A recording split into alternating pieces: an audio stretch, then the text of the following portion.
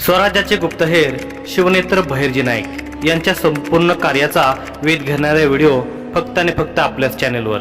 शिवकालीन संपूर्ण इतिहास भाग स्वराज्य स्थापनेची शपथ। राजे या दरोडेखोराला काल रात्रीच्या वेळी पकडले आहे। शिपायाने दोरखंडाने बांधलेल्या एका चोरास राजासमोर उभे केले होते।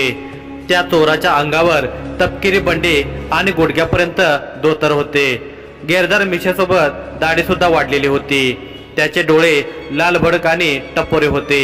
केस विस्कटलेले होते आणि एका कानात अगदी छोटे गोलाकार सुवर्ण कुंडल होते। शपथ घेऊन सांगतो राजे, मी अट्टल दरोडेखोर नाही, मी साधारण चोर आहे। चोर गयावया करत म्हणाला। चोराला चांगली शिक्षा मिळावी म्हणून एक शिपाई पटकन पुढे येत राजांना सांगू लागला, काल एका म्हाताऱ्याच्या झोपडीत चोरी करताना याला रंग्यात पकडले आहे राजे। आणि याची हिंमत अशी राजे की हा पहारेकऱ्यांना सांगून चोरी करत होता। म्हणत होता, मी चोरी करणार पण तुम्ही मला पकडू शकणारच नाही। आता पकडला गेल्यावर गयावया करत आहे, याला चांगली शिक्षा झालीच पाहिजे। शिपायाचे वाक्य ऐकून राजांच्या चेहऱ्यावर आश्चर्याचे भाव प्रकटले। त्यांनी त्यांच्या आसनाच्या पायथ्याशी असलेल्या पादपीठावर पाय ठेवला आणि ते म्हणाले, वा, इतके अगम्य साहस, नाव काय तुझे? कर्ण। चोर हळूच फुटफुटला। चोराच्या बोलण्याने महालात उपस्थित असलेल्या मंत्र्यांना सेवकांना अचानक हसू फुटले। राजांच्या सुद्धा चेहऱ्यावर किंचित स्मित हास्य झळकले होते, कारण कर्ण हे नाव दख्खनच्या प्रदेशात त्याने क्वचित ऐकले असेल किंवा नसेलही। त्यात एका चोराचे नाव एका दानशूर व्यक्तीच्या नावावरून ही विसंगती राजांना पचत नव्हती। आमच्या समक्ष येऊन या कर्णाला राजे स्मित आवरत म्हणाले। शिपाईने कर्णाला पकडून राजांच्या आणखी जवळ आणले। राजांनी त्याला संदेहपूर्वक न्याहाळले आणि शिपायांना आज्ञा दिली, या चोराला कैद करा। चोराला दरोडेखोर बनवण्याआधीच रोखलेले बरे। राजांच्या निर्णयाने शिपायांच्या चेहऱ्यावर समाधान पसरले होते। त्यांनी चोराच्या मुसक्या आवळल्या। त्याच्या खांद्यांना घट्ट पकडून ते त्याला ओढत नेऊ लागले। तो चोर गयावया करत होता। राजे, माफी द्या, कृपा करून माफी द्या। मी यानंतर कधी असं दुष्कर्म करणार नाही। मला सुधारण्याची एक संधी द्या राजे। थांबा, राजे ठळक आवाजात म्हणाले। राजांचे शब्द कानावर पडताच शिपाई थांबले। चोराने पटकन वळून जमिनीवर लोटांगण घालत राजांना दंडवत केले आणि तो कंपित ओठाने पुटपुटत होता, तुम्ही महान आहात राजे, कृपा करून मला माफी द्या। राजाने स्मित करत चोराच्या चेहऱ्यावरून नजर काढली आणि ते त्याच्या कुंडलाकडे निरखून पाहत राहिले। त्या चोराच्या कर्णकुंडलावर बाज पक्षाची छोटी आकृती कोरली होती। राजाने एक भोळे उंचावून पाहत स्वतःच्या कोवळ्या दाढीवरून हात फिरवून मंद स्मित केले आणि म्हणाले, यावेळेस माफी दिली जाईल, परंतु पुन्हा असे कार्य केल्यास फक्त शिक्षा मिळेल, हे लक्षात ठेवा। ईश्वराने हातपाय चोरी करण्यास दिले नाहीत। होय राजे, यापुढे कष्ट करेन, शपथ घेऊन सांगतो। हात जोडून चोर म्हणाला, ठीक आहे, सोडा याला। राजाने एक हात हवेत उंचावत शिपायांना इशारा केला। शिपायाने मुक्त केल्यावरही राजांनी आपल्याला ओळखले की नाही या दुविधेत कर्ण तिथेच घुटमत होता। राजांना कसे तरी लक्षात आणून द्यावे या हेतूने त्याने राजांकडे पाहिले। इतक्यात राजे म्हणाले, रात्रीपासून उपाशी असशील, महालात भोजन ग्रहण करून जा। शिवाजी राजांच्या या वाक्याने सदरेवर सगळेच अवाक झाले होते। राजांच्या पुढील वाक्याने तर सगळ्यांना आणखीनच धक्का बसला। राजे म्हणाले, चल, आमच्या देखील भोजनाचा समय झाला आहे, आमच्या सोबतच भोजन ग्रहण कर। राजांचे हे वाक्य सगळ्यांना अनपेक्षित होते। राजे मावळ्यातल्या साथीदारांच्या घरी जाऊन ठेचा भाकरी खात असत, हे सगळ्यांना माहिती होते। परंतु एका चोराला त्यांच्यासोबत महालात भोजनाचा आग्रह करणे हे नवलच होते। चोराने स्मित करून बनावटी अवघडत होकार दिला। राजांनी सुद्धा त्याच्या हास्याला प्रतिसाद देत स्मित केले आणि ते मंत्र्यांना सूचना देऊन सदरेतून निघाले। त्यांच्या पाठोपाठ तो चोरही गेला होता। राजे, तुमच्या सोबत बसून जेवणाची संधी मिळाली हे अहोभाग्य माझं, चोर म्हणाला। भोजन कक्षात राजे जमिनीवर अंथरलेल्या मलमली गालीच्या वर बसून भोजन ग्रहण करत होते। त्यांच्या पुढ्यात चौरंगावर पान टाकले होते। त्यांच्या समोर काही अंतरावर तो चोर जेवत होता। बाजूलाच एका छोट्या आसनावर जिजाऊसाहेब बसल्या होत्या।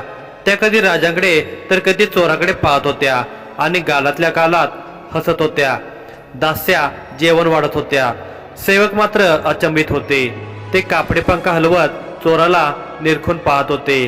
तुम्ही चोर असून या धरणीसाठी चांगले कार्य करत आहात हे आम्ही ऐकले आहे, म्हणून तुम्हाला क्षमा केली आणि आमच्यासोबत भोजनाचा आग्रह केला.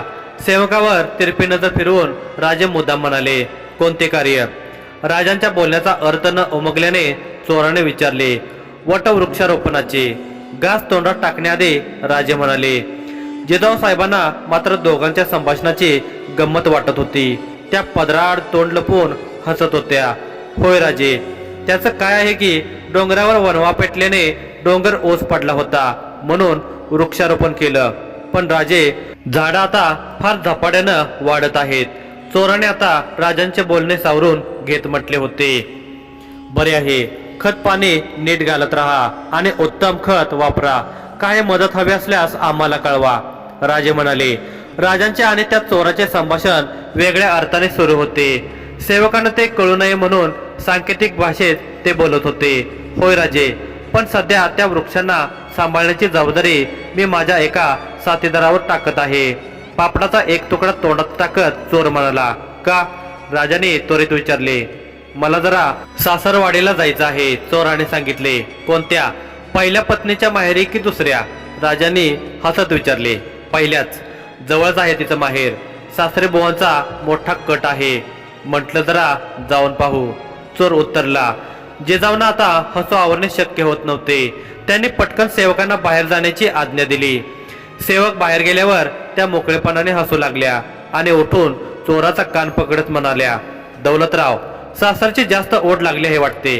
मासाहेब, आमचं सासर म्हणजे माहीत आहे, विजापूर आणि आग्रा. जिजाऊ साहेब त्यांच्या आसनावर पुन्हा बसत म्हणाल्या. शिवबा आणि नाईक हसू लागले. राजांपर्यंत पोहोचण्यासाठी नाईकांनी मुद्दाम पहारेकऱ्यांकडून स्वतःला पकडून घेतले होते. काय झाले नाईक? विजापूरची मोहीम का घेतलीत? काही आले आहे का कानावर? राजाने आता स्पष्टपणे विचारले. हो राजे, दादोजींनी बाजी घोरपडेशी तह करून त्याचं आक्रमण परतवलं, पण नंतर तुम्ही पुन्हा पुणे प्रदेशावर पकड बनवली. आता आदिलशहाला पूर्ण खात्री झाली आहे की तुम्ही पुणे जहागिरीचा विस्तार करून आदिलशाही विरुद्ध बंड करणार आहात. त्यामुळं विजापूरच्या दरबारात पुण्यावर नियंत्रण मिळवण्यासाठी काहीतरी योजलं जात आहे. या बातमीचा विस्तार जाणून घ्यायचा आहे आणि आदिलशाही दरबारात आपले आणखी हेर स्थापित करण्यासाठी जायचं आहे. नायकाने त्यांचे नियोजन सांगितले. ठीक आहे नायक, आता आपण श्री गणेशा करायचा. आदिलशाही आक्रमक होण्याआधी आपण आक्रमक होऊ. उद्या रायरेश्वराची जत्रा आहे, तिथे आपण श्रीफळ वाढवून आशीर्वाद घेऊ. मग तुम्ही विजापूरसाठी निघा. राजांच्या नजरेत ठाम निश्चय दिसत होता. जशी आज्ञा राजे, नाईक म्हणाले. दादोजींच्या निधनामुळे आपल्या पाठीशी असलेला मोठा अनुभव कमी झाला आहे, पण शिवबा आपण घेतलेले आक्रमक धोरण अगदी योग्य आहे. कोंढाण्यावरची दादोजींची जागा दुसरी कोणी आदिलशाही किल्लेदार घेण्याआधी आपण ताबा घ्यावा. जिजाऊंनी सुद्धा राजांच्या धोरणाला पाठिंबा दिला. नुसता कोंढाणाच नाही मातोश्री, तोरणा आणि पुरंदर सुद्धा हातात घेता येतील. राजांनी जिजाऊंना सांगितले. हो, आदिलशहाकडून दुर्लक्षित असलेले किल्ले लवकरात लवकर ताब्यात घ्यावेत आणि आता असे महालात वास्तव्य करणे घातक होईल. त्यापेक्षा राजगडावर वास्तव्य करावे, जिजाऊंनी सुचवले. होय मासाहेब, राजांनी सहमती दर्शवली. स्वराज्याची खरी घोडदौड आता सुरू होणार होती, कारण दख्खनच्या सूर्याने आता त्याचे तेज प्रखर करण्यास सुरुवात केली होती. दुसऱ्या दिवशी शिवाजीराजे आपल्या मोजक्या सवंगड्यांसोबत रायरेश्वराच्या पठारावर पोहोचले होते. आज सगळ्या सवंगड्यांचा उत्साह उच्च कोटीला पोहोचला होता, कारण शिवबाने बालपणापासून त्यांना दाखवलेल्या त्यांच्या स्वप्नातल्या स्वराज्याच्या दिशेने त्यांनी प्रत्यक्ष पाऊल उचललेले होते. आतापर्यंत पुणे जहागिरी सांभाळणाऱ्या शिवाजीराजाने महान स्वराज्य स्थापनेची शपथ घेण्याचे ठरवले होते.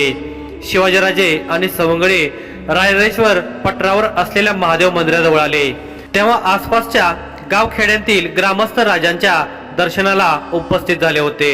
ते राजांसमोर त्यांचे दुःख सांगत होते. आदिलशाही वतनदार त्यांना किती पीडा देतात याचे वर्णन करत होते. ते ऐकताना राजांसमवेत सगळ्यांचे हृदय विचलित झाले होते. राजांनी सगळ्या ग्रामस्थांना आश्वासन दिले.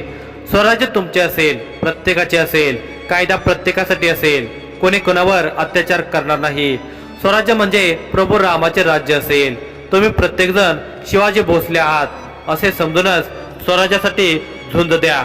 मग बघा, एक दिवस मोगलांनी आदिलशाही सारख्या परकीय शासकांचा या भूमीवरून कसा नायनाट होईल. राजांच्या शब्दाने ग्रामस्थ प्रेरित झाले होते.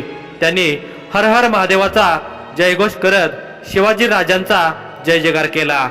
ग्रामस्थांचे अभिवादन स्वीकारून राजे शिवालयाच्या प्रवेशद्वाराजवळ पोहोचले.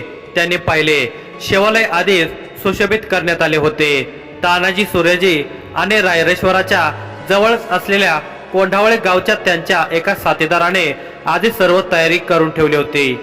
राजांसोबत असलेल्या त्यांच्या साथीदारांमध्ये नाईक सुद्धा होते. ते आज सरदाराच्या वेशात आले होते. त्यांची दाढी वाढली होती. मिशांचा घेर मोठाच होता. डोक्यावर पगडी होते. अंगात केशरी अंगरखा पेहरला होता. त्यावर सोनेरी ठिपके होते. कमरेत शेला आणि शेल्यात कट्यार लपवली होती. पायात तंग पायजमा होता.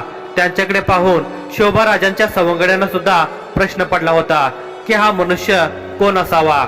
नाईक या वेशात आधीच्या दौलतरावासारखे अजिबातच दिसत नव्हते. तानाजीने मात्र त्यांना ओळखले होते. तरी तो संभ्रमात होता. राजांनी सवंगड्यांना नाईकांची ओळख करून दिली. ते म्हणाले, यांना ओळखलत का? सगळ्यांच्या चेहऱ्यावर फक्त प्रश्नचिन्ह होते. ज्या सवंगड्यांसमोर राजे पहिल्यांदा नाईकांना भेटले होते ते सुद्धा नाईकांना ओळखू शकत नव्हते. नाईकांच्या वेषांतरण कौशल्याचे हे प्रमाण होते. हे दौलतराव आहेत. आठवते का तुम्हाला? लांडग्यांच्या जास्त जास्त शेपट्या आणून देणारा एकमेव वीर. राजांनी नाईकांच्या खांद्यावर हात ठेवून सहकार्याने सांगितले. मग इतके दिवस कुठे होते हे दौलतराव? नारायणरावाने विचारले. नारायणरावाच्या या प्रश्नाने राजे नाईकांकडे पाहून हसले. ज्या दिवशी नाईक फकीराच्या वेशात लाल महालात आले होते त्या दिवशी नारायणरावने नाईकांचा गळा आपल्या भारी भक्कम हाताने आवळला होता. राजांना तो प्रसंग ऐकल्याचे पटकन आठवले. ते सुद्धा नाईकांना नारायणाने ओळखले नव्हते. राजांना नाईकांचा अभिमान वाटत होता. राजांचे हास्य त्या अभिमानाने आणखी खुलले आणि ते बोलू लागले. दौलतराव दक्षिणेत एका वतनदाराच्या पदरी नोकरी करत होते, पण आता ते आपल्या स्वराज्यासाठी कर्तव्य बजावतील. हे उत्तम. देर आहे दुरुस्त आहे. कोंडाजी दौलतरावांची पाठ थोपटत म्हणाले. इतक्यात शिवालयाच्या गाभाऱ्यात मोठ्याने शंखनाद झाला. पुजाऱ्यांनी अभिषेकाची सर्व तयारी केली होती. सूर्यजी मालुसरेने राजांना गाभाऱ्यात येण्याची विनंती केली. तसे राजे आणि त्यांचे सर्व साथीदार गाभाऱ्यात गेले. महादेवाच्या मंत्रांनी गाभारा घुमत होता. शिवाजी राजे शिवलिंगासमोर बसले होते. ते पुजाऱ्यांच्या सूचनेनुसार विधिवत शिवलिंगावर अभिषेक करत होते. प्रथम जलाभिषेक करण्यात आला होता. मग दह्याचा अभिषेक करण्यात आला. घृताभिषेक, गंधाभिषेक आणि पंचामृताभिषेकानंतर राजांनी कमरेवरच्या म्यानेतून त्यांची प्रिय तलवार बाहेर काढली आणि शिवलिंगासमोर ठेवली. राजे नतमस्तक होत हात जोडून पुटपुटले. हे महादेवा, मातृभूमीच्या संरक्षणासाठी ही तलवार मुठीत घेणार आहोत. तुझा आशीर्वाद पाठीशी असू देत. मग राजांनी तलवार उचलून कपाळावर टेकवली आणि सवंगड्यावर दृष्टी टाकली. ते सगळ्यांना उद्देशून बोलू लागले. मित्र हो, शंभूदेवाच्या समक्ष आम्ही वचन घेतो. आमच्या मातृभूमीच्या संरक्षणासाठी आम्ही नेहमी वचनबद्ध असू. स्वराज्याच्या कार्याव्यतिरिक्त आमच्या प्रथम स्थानी कोणतेही कार्य नसेल. स्वराज्या व्यतिरिक्त आमची कोणतीही वैयक्तिक महत्वाकांक्षा नसेल. आमचे आयुष्य आम्ही प्रभू शिवाच्या साक्षीने स्वराज्याला अर्पण करत आहोत. असे म्हणत शिवाजी राजांनी उजव्या अंगठ्याला तलवारीवर धरले. धारदार तलवारीच्या निव्वळ स्पर्शाने राजांच्या अंगठ्यातून रक्ताचे थेंब टपकू लागले. शिवलिंगावर राजांच्या रक्ताचा अभिषेक होत होता. राजांप्रमाणेच त्यांच्या सर्व साथीदारांनीही शिवलिंगावर रक्ताभिषेक करून त्यांच्या वैयक्तिक महत्वाकांक्षांचा त्याग केला आणि स्वराज्याचे हित जोपासण्याची शपथ घेतली.